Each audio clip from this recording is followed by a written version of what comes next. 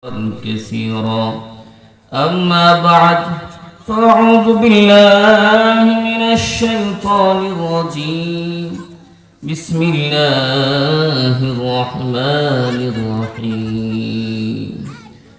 كل نفس ذائقة الموت وإنما توفون أجوركم يوم القيامة فمن زحزح عن النار وأدخل الجنة فقد فاز وما الحياة الدنيا إلا متاع الغرور.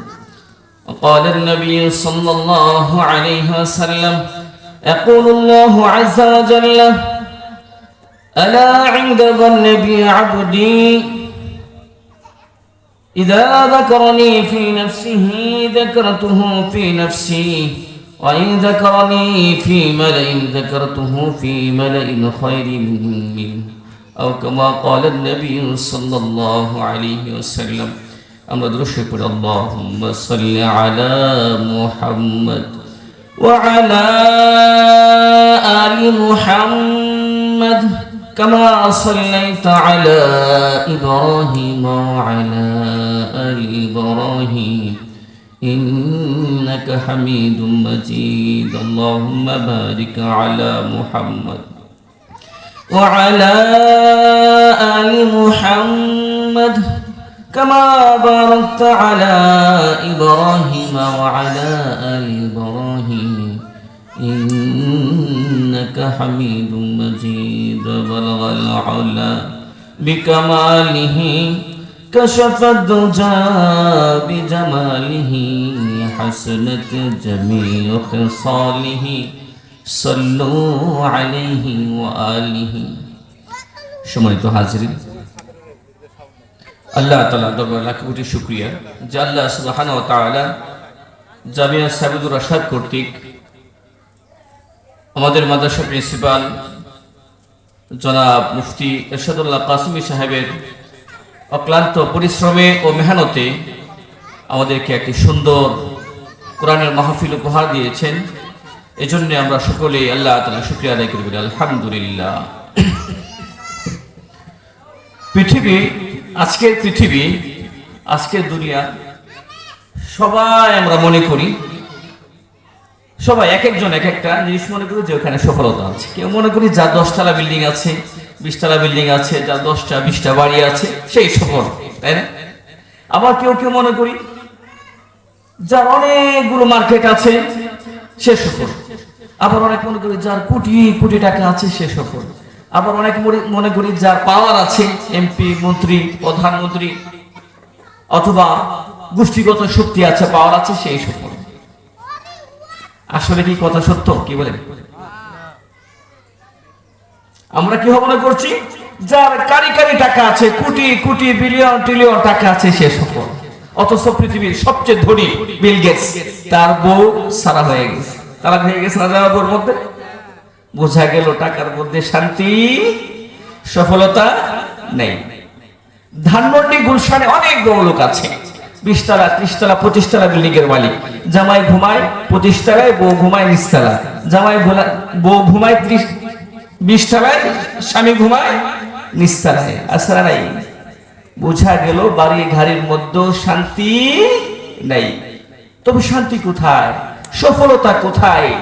আল্লাহ তাআলা কোরআনে সূরা আলী ইমরানের 185 নম্বর আয়াতে এটা বলে দিয়েছে। কোন সূরা? সূরা আলী ইমরানের 185 নম্বর আয়াত আল্লাহ তাআলা বলে দিয়েছে যে সফল কারা, সফলতা কোথায়। সফল কারা এবং সফলতা কোথায় আল্লাহ তাআলা এটা বলে দিয়েছে। তবে এর আগে চমৎকার একটা কথা বলে আমাদের সকলকে সতর্ক করেছেন। আমরা সকলে একসাথে বলি, আউযু বিল্লাহি মিনাশ শাইতানির রাজীম। বিসমিল্লাহির রহমানির রহিম। কুল্লু নাফসিন যায়িকাতুল মাউত وإنما توفون أجوركم يوم القيامة فمن زحزح عن النار وأدخل الجنة فقد فاز।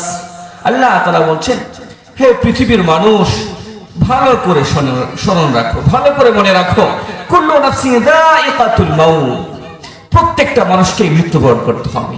সে 10 তলা বাড়ির মালিক হোক, 20 তলা বাড়ির মালিক হোক, 30 তলা বাড়ির মালিক হোক, সে কোটি কোটি টাকার মালিক হোক, অনেক বড় অফিসার হোক, সকলকেই মৃত্যুবরণ করতে হবে। 3.5 হাত মাটির নিচে সকলকে যেতেই হবে। ধনী হোক, গরিব হোক, কোটি কোটি টাকার মালিক হোক, অনেক বড় ক্ষমতাশালী হোক, সকলের জায়গায় একটাই, 3.5 হাত মাটির নিচে। 3.5 হাত মাটির নিচে। আল্লাহ তাআলা প্রথমে এই কথা বলেছেন, এরপরে বলছেন কি, وَإِنَّمَا تُوَفَّوْنَ أُجُورَكُمْ يَوْمَ الْقِيَامَةِ। ও পৃথিবীর মানুষ শোনো, হাসরের মাঠে তোমরা যেই হও না কেন, যে কাজে করো না কেন, ভালো করো মন্দ করো, সব কাজের প্রতিদান বিনিময় তোমাদেরকে পরিপূর্ণভাবে দেওয়া হবে। وَإِنَّمَا تُوَفَّوْنَ أُجُورَكُمْ يَوْمَ الْقِيَامَةِ, তোমাদের প্রতিদান, তোমাদের বিনিময় পরিপূর্ণভাবে দেওয়া হবে, যে যেটাই করে। আল্লাহ তাআলা ওপেন ছেড়ে দিয়েছেন দুনিয়াতে, যে যা ইচ্ছা করতে পারবে। কি বলেন, পারে না? চুরি করতে পারে, ডাকাতি করতে পারে, সন্ত্রাস করতে পারে, ঘুষ খাইতে পারে, চিটারি করতে পারে, প্রতারণা করতে পারে, ধোঁকাবাজি করতে পারে, মানুষের ক্ষতি করতে পারে, গীবত করতে পারে, হিংসা করতে পারে, কোনো বাধা নাই। কিন্তু হাসরের মাঠে আল্লাহ তাআলা সব কিছুর বিনিময়ে প্রতিদান পাই টু পাই দিয়ে দিবে। আপনি ভালো করলে ভালোর প্রতিদান পাবেন, আর মন্দ করলে সেটা শাস্তি পাবেন। স্পষ্ট আছে কোরআন শরীফে, লা ইউযলামু ফাতিলা, বিন্দু মাত্র জুলুম করা হবে না। যা যা করেন দুনিয়ায়, যা যা করেন সব কিছুর প্রতিদান দেওয়া হবে, সবকিছু। এরপর আল্লাহ বলছেন কি, সফলকে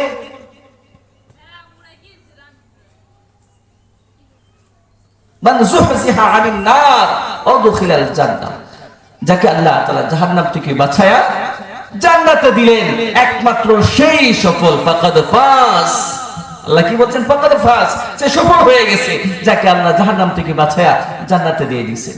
কিন্তু আমরা যদি আজকে হিসাব করি, নিজের জীবনে নিজের লাইফটাকে একটু হিসাবে নিয়ে আসি, যে আমাদের যে আমল, আমাদের যে কাজ, আমাদের যে কীর্তিনামা, এগুলো কি মুক্তি দিবে আমাদেরকে? বলে মুক্তি দিতে পারবে? নিজের লাইফে একটু তাকান, প্রতিদিন কত শত মিথ্যা বলি, প্রতিদিন কত মিথ্যা ধোঁকাবাজি প্রতারণা করতেছি। আমাদের টাকা ইনকামের অবস্থা দেখলে তারা কাহিল। যত বড় লোক দেখবেন অধিকাংশই বাটপারি করে টাকা জমায়, ঠিক না বলে? কারণ সৎ পথে টাকা কামানো খুব কঠিন। আল্লাহ তাআলা যদি পৈতৃক সম্পত্তি দেয় সেটা ভিন্ন কথা, কিন্তু অধিকাংশই 50 তলা, 60 তলা, 30 তলা, 20 তলা বিল্ডিং এর মালিক, অধিকাংশই ঘুষ সুদে ভরা। কিন্তু আপনি নিজেকে প্রশ্ন করেন, যে জীবন গড়লেন, এই জীবন আপনি মুক্তি পাবেন কিনা? এই জীবনে যে কাজ করে গেলেন দুনিয়াতে, এই কাজে আপনি মুক্তি পাবেন কিনা? বিশাল বড় পাগড়ি মাথায়, মুক্তি সার্টিফিকেট আছে? কি বলেন? বিশাল বড় জুব্বা পরি মুক্তি পেয়ে যাব? অসম্ভব। বরং আমার জীবনটা, আমার লাইফটা যদি আল্লাহর রাস্তায় চলে, পরিপূর্ণভাবে হক পথে, হালাল পথে চলে, আশা করা যায় আপনি যদি লবণ দিয়েও ভাত খান, আপনি মুক্তি পেয়ে যাবেন। তবে আমাদের মুক্তির পথে বাধা একটা জিনিস, দুনিয়া আর জবান। দুনিয়ার লোভার জবান। আল্লাহ এটাই বলছেন, ওমাল হায়াতুদ দুনিয়া ইল্লা মাতাউল গুরুর। আমরা যে দুনিয়া দেখছি, দুনিয়ার চাকচিক্য দেখছি, আমরা এই বড় বড় বিল্ডিং, কোটি কোটি টাকা, বাড়ি গাড়ি, এই সেই, প্রত্যেকেই দৌড়াচ্ছে গাড়ি কেনার জন্য, বাড়ি কেনার জন্য, বাড়ি করার জন্য। যে যেভাবে পারে চুরি, বাটপারি, মিথ্যা, ধোঁকাবাজি, প্রতারণা করছি না?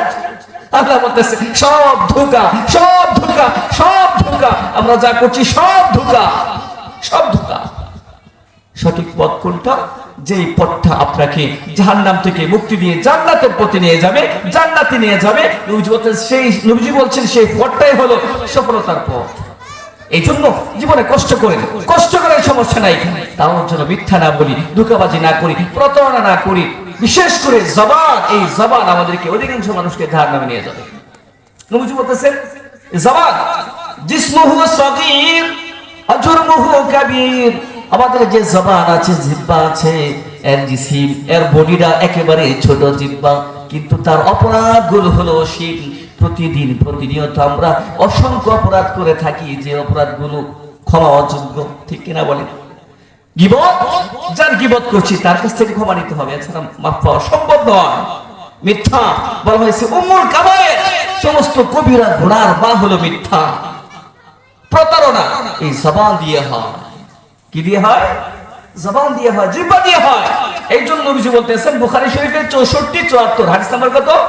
64-74 নবীজি বলতেছেন মাইয়াজমালি মা বাইনা লাহইহি ওয়া মা বাইনা রিজলাইহি আজমাল্লাহুল জান্নাহ। যে ব্যক্তি দুটো অঙ্গ হেফাজতের দায়িত্ব নেবে, আমি মুহাম্মদ সাল্লাল্লাহু আলাইহি সাল্লাম তাকে জান্নাতে নেওয়ার দায়িত্ব নিলাম। কয়টা অঙ্গ? দুইটা। এর মধ্যে সবচেয়ে বড় গুনাহ, সবচেয়ে বেশি গুনাহ যেটা দিয়ে হয় সেটা হলো জবান। সেটা কি? জবান, জবান, জিহ্বা। হযরতে মুআয ইবনে জাবাল রাদিয়াল্লাহু তাআলা আনহু, মুআয ইবনে জাবাল রাদিয়াল্লাহু তাআলা ইয়ামানে যাচ্ছেন। নবীজি বলতেছেন, নবীজিকে হুজুর, তিনি বলতেছেন হুজুর আমাকে একটু নসিহত করেন, যে নসিহত আমাকে মুক্তি দিবে, যে নসিহত আমাকে জাহান্নাম থেকে বাঁচাবে। সামনে চলে আসেন। তখন নবীজি বললেন আমলিক আলাইকা লিসানাক, মুআয তুমি তোমার জবানকে সংরক্ষণ করো, জবানকে হেফাজত করো, তুমি তোমার জবানকে কন্ট্রোল করো। জবানকে কি করো? কন্ট্রোল করো। এই জবান অধিকাংশ মানুষকে জাহান্নামে নিয়ে যাবে। এই জবানে, এই জবান। হাদিসের মধ্যে আসছে নবীজি দীর্ঘক্ষণ পর্যন্ত চুপ থাকতেন। তো আমাদের অবস্থা এরকম, আমরা তো চুপ থাকতে পারি না, আমরা চুপ থাকতে পারি না। তাহলে কি করতে হবে? হাদিসের মধ্যে আসছে, হাদিস শুনে আপনাদেরকে নবীজি বলছেন কুল্লু কালাম ইবনি আদম লা লাহু ইল্লা যিকরুল্লাহি ওয়া মা ওয়ালাহু। নবীজি বলেন ও আমার উম্মতেরা ভালো করে শোনো, তোমরা পৃথিবীতে দুনিয়াতে যত কথা বলো জবান দিয়া, প্রতিদিন সকাল থেকে নিয়ে সন্ধ্যা পর্যন্ত, আবার সন্ধ্যা থেকে নিয়ে ফজর পর্যন্ত যত কথা জবান দিয়ে বলে থাকো, সবগুলো কথা তোমার জন্য বোঝা হবে হাসরের মাঠে। সবগুলো কথা যা বলতেছি তোমাদের জন্য বোঝা হবে, পাহাড়ের মতো বোঝা হয়ে যাবে। ইল্লা যিকরুল্লাহি ওয়া মা ওয়ালা। নবীজি বলেন তবে তোমরা যে জিকির করো, এই জিকিরের মাধ্যমে তোমরা যে জবানকে হেফাজত করো, এই জিকিরের কথাগুলো একটাও তোমার হাসরের মাঠে বোঝা হবে না, বরং তোমার জিকিরগুলো তোমাকে হাসরের মাঠে জান্নাতে নিয়ে যাবে। কোথায় নিয়ে যাবে? জান্নাতে নিয়ে যাবে। সম্মানিত হাজরিন, আমি একটা হাদিস পড়েছিলাম খুতবার মধ্যে। হাদিসের মধ্যে নবীজি বলতেছেন, হাদিসে কুদসি আল্লাহ তাআলা বলেছেন ইয়াকুলুল্লাহু আযজা ওয়া জাল্লা আনা ইনদা যান্না আবদি বি। বান্দার ধারণা আমার সাথে যেরকম, আমি তার সাথে সেরকম আচরণ করি। কেউ যদি মনে করে আমি তাকে না খাওয়ায়া রাখবো, আমি আল্লাহ না খাওয়ায়া রাখি। কেউ যদি মনে করে তার জীবনটা এভাবে জাহান্নামী হয়ে দুনিয়া থেকে সে বিদায় নেবে, সে হবে দুনিয়া থেকে বিদায় নেবে। আর যদি সে মনে করে না আল্লাহ আমাকে মুক্তি দিবেন, আমি আল্লাহর পথে চলবো, আমি আল্লাহর কথা বলবো, আল্লাহর কথা যেখানে হয় সেখানে যাব, আল্লাহ তাআলা বলেন আমি তার সাথে সে আচরণ করি, অর্থাৎ সে সেটা করতে পারে। বিশ্বাস রাখবে আল্লাহর উপর, আল্লাহর উপর বিশ্বাস নিয়ে যে কোনো কাজ করবেন ইনশাআল্লাহ আল্লাহকে পেয়ে যাবেন। আল্লাহর কথা এটা। এরপর বলতেছেন আল্লাহ তাআলা ইদা যাকারানি ফি নাফসিহি যাকারাতুহু ফি নাফসি। আমার বান্দা যখন আমাকে মনে মনে জিকির করে, মনে মনে স্মরণ করে, আমি আল্লাহ তাকে মনে মনে স্মরণ করি। ওয়া যাকারানি ফি মালাইন। আর যদি কোনো মজলিসের মধ্যে, কোনো মাহফিলের মধ্যে গিয়া আমার কথা শুনে, আমার জিকির করে, আমার কথা স্মরণ করে, কোরআন হাদিসের কথা শুনে, কোরআন হাদিসের কথা শুনে এরপরে নিজে আমল করার জন্য নিয়ত করে, নবীজি বলেন যাকারাতুহু ফি মালাইন খায়রিন মিনহু। আমি তার চাইতে উত্তম মজলিসের মধ্যে ফেরেশতাদেরকে নিয়ে তার আলোচনা করি। এজন্য কোরআনের মজলিসগুলো, হাদিসের মজলিসগুলো, এগুলোতে আসলেই বরকত, আসলেই রহমত। অনেক হাদিসের মধ্যে নবীজি বলতেছেন لا يقعد قوم يذكرون الله تعالى عز وجل إلا حفتهم الملائكة وغشيتهم الرحمة ونزلت عليهم الملائكة وذكرهم الله في من عنده। আল্লাহ সুবহানাহু ওয়া তাআলা যখন কোন বান্দা, যখন কোন মানুষ, যখন কোন কওম একটা এলাকায় একটা মজলিসের মধ্যে বসে আল্লাহ তাআলার জিকির করে, আল্লাহর কথা শুনে, রাসূলের কথা শুনে, হাদিসের কথা শুনে, নবীজি বলেন ফেরেশতা তাদেরকে ঘেরাও করে নেয়। গাশিয়াত হাফাতুল মালায়েকা, ফেরেশতা তাদেরকে ডেকে নেয়। গাশিয়াতুহুর রাহমাহ, আল্লাহ রহমত তাদেরকে ঢেকে নেয়। ফেরেশতা তাদেরকে ঘেরাও করে নেয়, আল্লাহ রহমত তাদেরকে ঢেকে নেয়। নাযালাত আলাইহিমুস সাকিনা, আল্লাহ তাআলার বিশেষ রহমত সেখানে নাজিল হয়। যে আসবে তার উপর আল্লাহ রহমত নাজিল হবে। ওয়াযাকারাহুমুল্লাহ ফীমান ইনদা, আর আল্লাহ তাআলা ফেরেশতাদেরকে নিয়ে আলোচনা করেন যে আমার অমুক বান্দা কোন জায়গায় বৈশা আমার জিকির করতেছে, আমার আলোচনা করতেছে। আরেক হাদিসের মধ্যে আসছে, বিশাল লম্বা হাদিস, নবীজি বলেন কিছু ফেরেশতা এরকম আল্লাহ নিয়োজিত করে রেখেছেন, তারা রাস্তা ঘাটে বাজারে বিভিন্ন মজলিসে ঘোরাফেরা করে। যখন কোথাও কোনো এলাকায় কোনো মাহফিলের মধ্যে অনেক মানুষ বসে আল্লাহর জিকির করে, আল্লাহ রাসূলের আলোচনা করে, ফেরেশতারা একজনের উপর আরেকজন, একজনের কাঁধে আরেকজন বসে একেবারে আরশ মহল্লায় চলে যায়। আল্লাহ তাআলার কাছে গিয়ে বলে, আল্লাহ অমুক এলাকায় আপনার আলোচনা হচ্ছে, আপনার বরত্বের কথা হচ্ছে। আল্লাহ তাআলা বলে, ও আমার ফেরেশতারা, তারা কি আমাকে দেখেছে? ফেরেশতারা বলে, না দেখে নাই। যদি দেখতো তাহলে অবস্থা কি হতো? ফেরেশতারা বলে, আল্লাহ যদি আপনাকে দেখতো, আপনার গোলামেরা, আপনার বান্দারা যদি আপনাকে দেখতো তাহলে আরো বেশি আপনার জিকির করতো। আল্লাহ তাআলা বলেন, তাহলে ওরা কি চায়? কি চাচ্ছে ওরা? টাকা চায়, পয়সা চায়? কিছু না। ফেরেশতারা বলে, না আল্লাহ, ওরা একমাত্র জান্নাত চায়। ওরা কি জান্নাত দেখছে? বলে না। যদি দেখতো তাহলে কি অবস্থা হতো? যদি জান্নাত দেখতো তাহলে এই জান্নাত পাওয়ার জন্য আপনার গোলামরা, আপনার বান্দারা সারা জীবন মেহনত করতো। এরপরে আল্লাহ তাআলা বলে, তাহলে কি থেকে পানা চাচ্ছে, মুক্তি চাচ্ছে? কোত্থেকে, কোথায় থেকে মুক্তি চায় ওরা? ফেরেশতারা বলে, আল্লাহ ওরা জাহান্নাম থেকে মুক্তি চায়, জাহান্নাম থেকে বাঁচতে চায়। তোরা কি জাহান্নাম দেখছে? দেখে নাই। না দেখা জাহান্নাম থেকে বাঁচতে চাচ্ছে। আল্লাহ তাআলা বলেন, ও আমার ফেরেশতারা, তোমরা সাক্ষী থাকো, ভালো করে শোনো, ভালো করে সাক্ষী থাকো। তোমরা আমার বান্দারা আমাকে পাওয়ার জন্য, জান্নাত পাওয়ার জন্য, জাহান্নাম থেকে বাঁচার জন্য ব্যবসা বাণিজ্য, দোকান সবকিছু বন্ধ করে দিয়ে একদিনের জন্য মজলিসে চলে আসছে, নগাঁও ঈদগার মধ্যে চলে আসছে বয়ান শোনার জন্য, আমার কথা শোনার জন্য, রাসূলের কথা শোনার জন্য, কুরআন হাদিসের কথা শোনার জন্য। আমি আল্লাহ তোমাদেরকে সাক্ষী রাইখা ঘোষণা দিলাম, আমি আমার বান্দাদের জীবনের সব গুনাহ মাফ করে দিলাম, সব গুনাহ মাফ করে দিলাম। এর মধ্যে ফেরেশতা উঠে গেল, আল্লাহ অমুক লোক আইছিল এমনি এক হুজুর সাথে দেখা করতে, বয়ান শুনতে আরে কুরআন হাদিসের কথা শোনার জন্য আসলে এমনি আইছিল সাক্ষাৎ করার জন্য। আর হুজুর উঠে বলে, আল্লাহ অমুক লোক আসছিল একটু উকি দেওয়ার জন্য, ভুল ধরার জন্য আসছে যে হুজুরা কি করে, দেখে হুজুরের কোনো ভুল টুল পায় কিনা। পরে আয়েশা থেকে সুন্দর সুন্দর কথা হইতেছে, কোরআন হাদিসের কথা হচ্ছে, আপনার কথা হচ্ছে, এরপরে বৈশা গেছে। আল্লাহ বলেন, আমি ওদেরকেও মাফ করে দিলাম। ভুলেও যদি কেউ চলে আসে কোরআন হাদিসের মজলিসে, কোরআন হাদিসের মাহফিলে, আল্লাহ তাআলা বলেন ভুলে যে চলে আসছে তাকেও আমি মাফ করে দিলাম। কত বড় কথা, কত বড় কথা। তোর মেরে ব্যয়দস্ত বুজুর্গ, জবান এমন এক জিনিস, এটা ইচ্ছা করলে কন্ট্রোল করা যায় না। কি বলেন কন্ট্রোল করা যায়? কি বলেন কন্ট্রোল করা যায়? কন্ট্রোল করার বিকল্প একটা পদ্ধতি আছে। যেমন যারা সিগারেট খায়, ওদেরকে যদি বলেন যে আজকে থেকে সিগারেট ছেড়ে দিবেন, ও ভাত ছাড়তে পারবে কিন্তু সিগারেট ছাড়তে পারবে না। কি বলেন, ছাড়তে পারবে? বিকল্প দিতে হবে।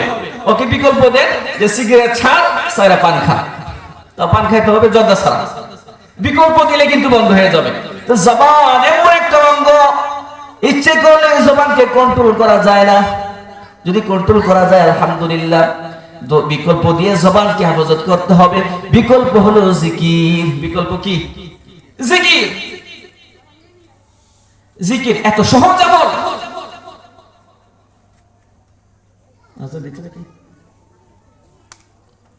জিকির এমন একটা আমল যে আমলটা একেবারে সহজ, কিন্তু এর ফজিলত অনেক অনেক ফজিলত, অনেক ফজিলত। যদি কেউ এই জিকিরটাকে নিজের জীবনের সঙ্গী বানাইতে পারে, যে সবসময় জিকির করতেছে, সবসময় জিকির করে, আল্লাহ তাআলা তার জীবনে রূপ বৃদ্ধি দিবেন না। রূপ বৃদ্ধি একেবারেই কম হবে। আরেকটা ফায়দা কি হবে, এই বুড়ি কবরের মাটি তাকে খাবে না, পচবে না লাশ।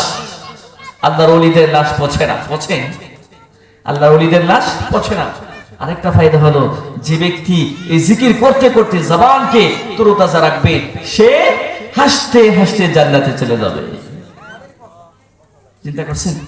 এজন্য আল্লাহ তাআলা বলেন, ওয়াযকুরুল্লাহা কাসীরা লাআল্লাকুম তুফলিহুন। ও পৃথিবীর মানুষ, তোমরা বেশি বেশি আল্লাহর জিকির করো, বেশি বেশি আল্লাহর জিকির করো, যাতে করে তোমরা সফল হতে পারো। জিকির করলে কি হওয়া যায়? সফল হওয়া যায়। বলেন, জিকির করলে কি হওয়া যায়? সফল হওয়া যায়। জিকির কি? আল্লাহর নামের জিকির করো। আল্লাহ আল্লাহ আল্লাহ আল্লাহ আল্লাহ, সুবহানাল্লাহ সুবহানাল্লাহ, আলহামদুলিল্লাহ আলহামদুলিল্লাহ আলহামদুলিল্লাহ, লা ইলাহা ইল্লাল্লাহ লা ইলাহা ইল্লাল্লাহ। জিকির। আচ্ছা বলেন তো দেখি, ইচ্ছা করলে কি সবাই হজ করতে পারে? হজ যাকাত দিতে পারে? দিতে পারে। এগুলোর জন্য বড় লোক হওয়া লাগে। ইচ্ছা করলে কি একজনে 50,000 টাকা মাহফিলে দিতে পারবে? বড় লোক হওয়া লাগে। বড় লোক ইচ্ছা করে মাহফিলে এসে 1 লাখ টাকা দিয়ে গেল, আইসা বললো, হুজুর কাসেম ইসলাম হুজুর নেন 1 লাখ টাকা আমি দিয়ে দিলাম, পারবে না?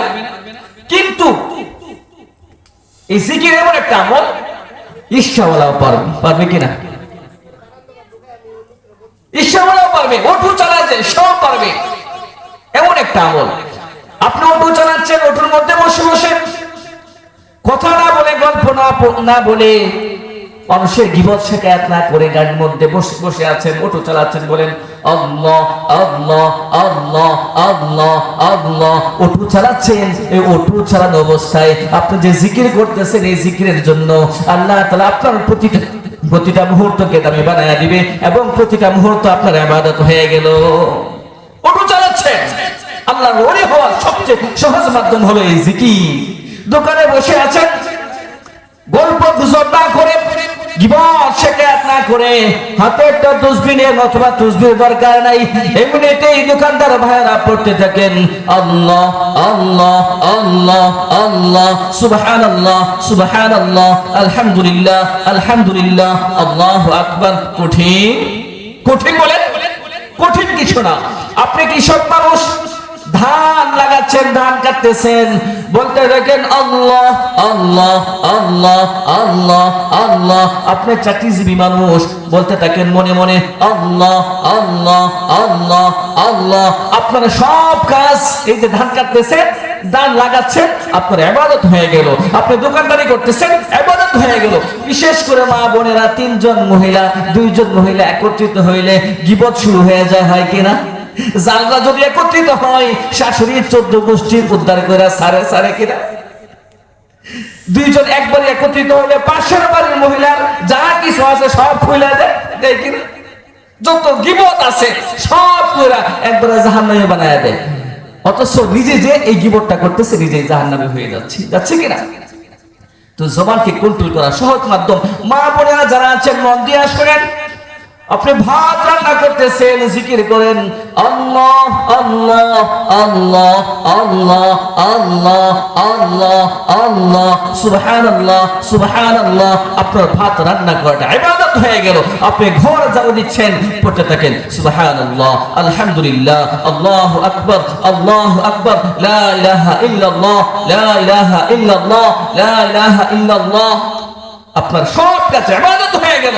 মা বোনদের জন্য আল্লাহর ওলি হওয়া সবচাইতে সহজ, কিন্তু আমাদের এই প্রকৃতি, এই জামানা, এই সময় আমাদেরকে বেশি বেশি জাহান্নামী বানিয়ে দিচ্ছে। বিশেষ করে মা বোনদেরকে মোবাইল নিয়ে এই যে বসছে, দেখে শুধু টিকটক আছে নাই, সারাদিন টিকটক।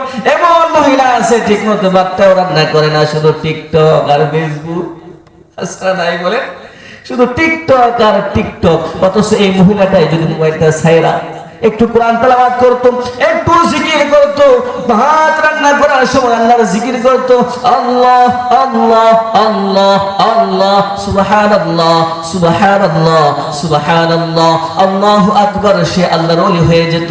হাদিসের মধ্যে আসছে, নবীজি বলেন মান ক্বালা সুবহানাল্লাহি ওয়া বিহামদিহি সুবহানাল্লাহিল আযীম ফি কুল্লি ইয়াউমিন মিয়াতা মাররা। যে ব্যক্তি সে পুরুষ হোক মহিলা হোক প্রতিদিন 100 বার সুবহানাল্লাহি ওয়া বিহামদিহি পড়বে, আল্লাহ তাআলা তার জীবনের সব গুনাহ খাতা মাফ করে দিবে। কেউ যদি একবার সুবহানাল্লাহ পড়ে আসমান থেকে নিয়ে জমিন পর্যন্ত যত খালি জায়গা আছে সব নেকি দিয়ে ভরে যাবে। চিন্তা করছেন? আর হাদিসের মধ্যে আসছে যদি কেউ একবার সুবহানাল্লাহ বলে, একবার যদি কেউ সুবহানাল্লাহ বলে, তাহলে আল্লাহ তাআলা তার জন্য জান্নাতে এত বড় একটা গাছ লাগায়া দেন যে এই গাছটা যদি একটা তেজি ঘোড়া 10 বছর দৌড়ায় এই গাছের ছায়া শেষ করতে পারবে না। তাহলে কত বড় গাছ হয় চিন্তা করছেন?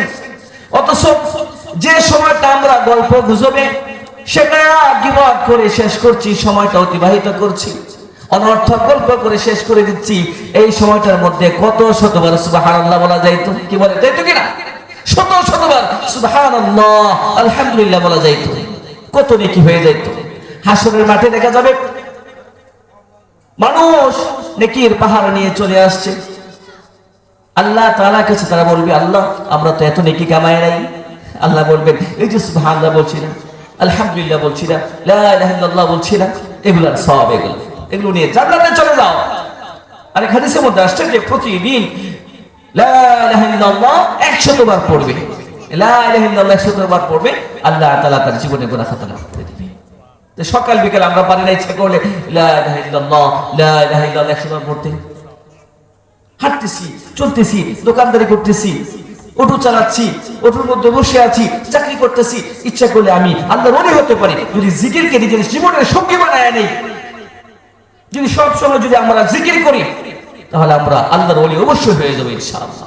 আল্লাহর ওলি হওয়া ছাড়া দুনিয়া থেকে যদি কেউ বিদায় নেয় তার জীবন ব্যর্থ, এবং তার মতো হতভাগ্য এই পৃথিবীতে আর কেউই নাই যদি আল্লাহর ওলি না হয়ে দুনিয়া থেকে যায়। এই জন্য আমাদের সকলকে আল্লাহর ওলি হতে হবে। আল্লাহর ওলি হওয়ার সবচেয়ে সহজ মাধ্যম, জিকির। সবচেয়ে সহজ মাধ্যম কি? জিকির। সব সময় আল্লাহ আল্লাহ আল্লাহ আল্লাহ আল্লাহ আল্লাহ, সুবহানাল্লাহ সুবহানাল্লাহ, আল্লাহু আকবার, লা ইলাহা ইল্লাল্লাহ লা ইলাহা ইল্লাল্লাহ লা ইলাহা ইল্লাল্লাহ লা ইলাহা ইল্লাল্লাহ, সব সময় এই জিকির করা। নামাজের পরে যেন সবাই জমে বসে, সময় তো লাগাসি, এখনই আজান হবে, নামাজের পরে আমরা সকলে ইনশাআল্লাহ মাহফিলে চলে আসবো। ইনশাআল্লাহ।